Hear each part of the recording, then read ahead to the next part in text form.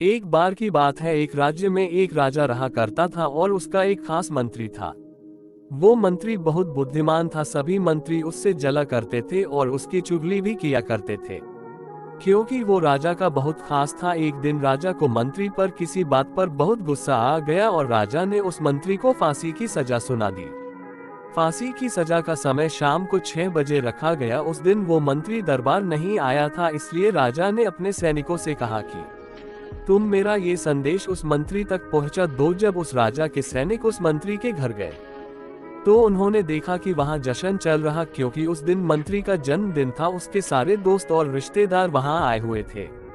सैनिकों ने जश्न के बीच में ही ये घोषणा कर दी कि मंत्री को शाम 6 बजे फांसी दे दी जाएगी। सैनिकों की ये बात सुनकर वहां सन्नाटा छा गया।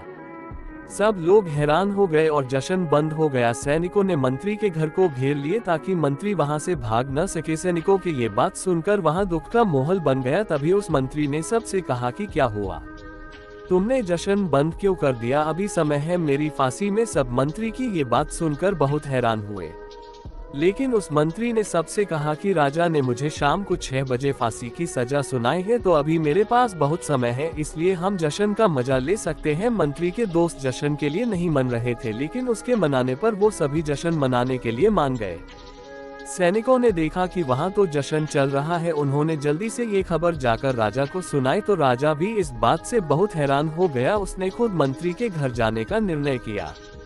उस मंत्री के घर पर जाते ही राजा देखता है वहां तो जश्न चल रहा है और सब लोग नाच रहे हैं और मंत्री भी उनके बीच नाच रहा है। ये देखकर राजा मंत्री के पास गया और उससे पूछा कि क्या तुम पागल हो, तुम्हें शाम को फांसी दी जाएगी और तुम यहाँ नाच रहे हो। तो वो मंत्री राजा से कहता है कि महाराज, अपने मुझे शाम 6 बजे फांसी सुनाई है, जिसके लिए आपका बहुत शुक्रिया। आपके कारण मैं अपने दोस्तों और परिवार वालों के साथ इतना समय गुजार सका और जश्न मना सका। यदि आप मुझे इतना समय न देते तो मैं ऐसा नहीं कर पाता।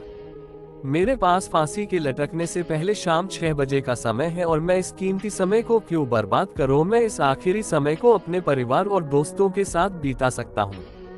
अपने मंत्री की ये बात सुनकर राजा ने उसे गले से लगा लिया और कहा कि तुम्हें समय की असली कदर है, मैं तुम्हारी सजा माफ करता हूँ। इस कहानी से हमें ये सीख मिलती है कि हमें समय की कदर करनी चाहिए। हमें हमेशा लगता है कि हमारे पास बहुत समय है, लेकिन ऐसा नहीं होता। एक बार समय बीत जाने पर वो वापस नहीं आता। हमारी जिंदगी में बहुत सा मुश्किल समय भी आता है, लेकिन हमें मुश्किलों की परवाह किए बिना उस समय को खुशी के साथ जीना चाहिए।